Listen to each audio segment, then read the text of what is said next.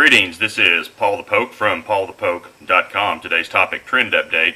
It appears the military coup in Turkey has failed, and today's date is July 16, 2016. This is taken from a post on a blog from Joel Rosenberg, and he's citing the Washington Post, the New York Times, Bloomberg, and BBC. And the latest, now granted this information will be rapidly changing, but it appears that 5 Turkish generals, 29 colonels, have been removed from their position. Over 2,800 members of the Turkish military have been arrested. More than 100 coup plotters are dead, and more than 265 people have been killed. Roughly 1,440 people have been wounded. And so last night there was an attempted coup by a faction of the Turkish military, officers and soldiers. And their concern is that the current president of Turkey, President Erdogan, has become more authoritarian and leaning more toward fundamental Islam. Turkey is a country of 80 million people. And they tried to do this when Erdogan was out on vacation and out of the country. And he did have some top generals who were loyal to him. And he got back into Istanbul and announced that he was back in control. And he called the folks who were plotting the coup terrorists, and they were engaged in treason. And he's ordered the arrest of more than 700 military officers and soldiers. And he says that the army must be cleansed of anyone disloyal to him. Now, according to the BBC, 60 people died. 754 soldiers have been arrested. The Prime Minister, Yildirim, said the situation was largely under control, and has ordered the military to shoot down aircraft being used by coup plotters. And one helicopter was shot down over the capital of Ankara. And he had a statement, the foreign minister had a statement. The coup attempt was foiled by the Turkish, by the Turkish people in unity and solidarity.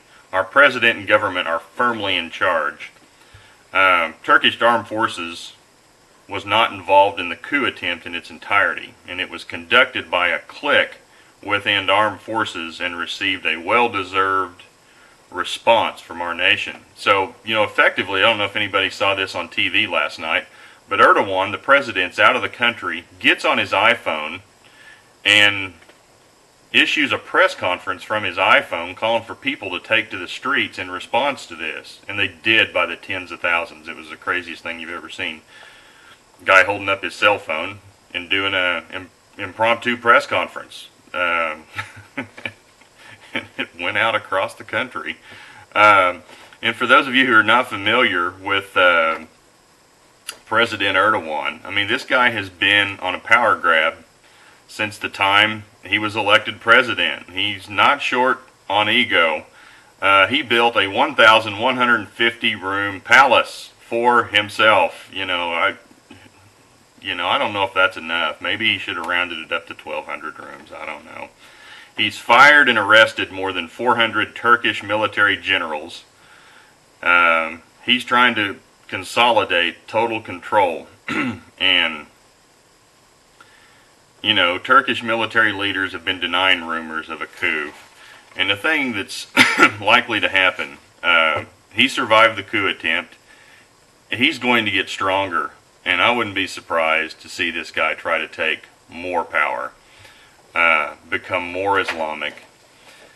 And that will present some interesting challenges for NATO, because technically Turkey is a member of NATO, and their military historically, in recent history, has been seen as more secular, more Western in mindset.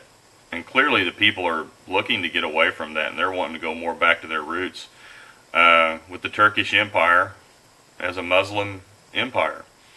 And so some people think that Turkey, they are the Sunni faction, will compete with Iran of the Shia faction to ultimately determine who's going to control and be the authority in Islam. And one of the biggest complaints the military had is that Erdogan, the president, was friendly and cozy with ISIS. ISIS is Sunni. And so they were allowing free passage in and out of Turkey. And the military said, hey, that's enough of that. So again, it appears, now things can change, that this is as of Saturday morning, July 16, that the coup has failed. And Erdogan's likely to emerge from the situation with more power. Now, so as the Bible's concerned, why do we care about any of this? What's the big deal with Turkey? And Turkey is a country that has a significant place in the Bible end time scenario. And just consider these things. And again, with all of this, please do your own homework. Don't take the bald guy telling you this. Get in there, dig, read about it, make your own decisions. All churches in the book of Revelation are in what is modern-day Western Turkey. 4 of those churches have references to Satan. Jesus himself said Pergamum is the seat or the throne of Satan. The Apostle Paul started many churches on his missionary journeys. Check out the book of Acts in what is modern-day Turkey. New Testament books of the Bible are written to churches in what is modern-day Turkey. Galatians, Ephesians, for example. Ezekiel 38 and 39 focuses on a future invasion of Israel from the north. Again, Turkey is included in that list of nations. Now that, Ezekiel 38, 1 through 3 says that they will be led by Gog of Magog. That would be Russia, the leader of Russia. Now am I saying Putin's Gog? No, I'm not. But that's coming at some point. There'll be a leader from Russia who consolidates power or invades Turkey one way or another. Cuts a political deal, a backroom deal. Who knows what it'll look like.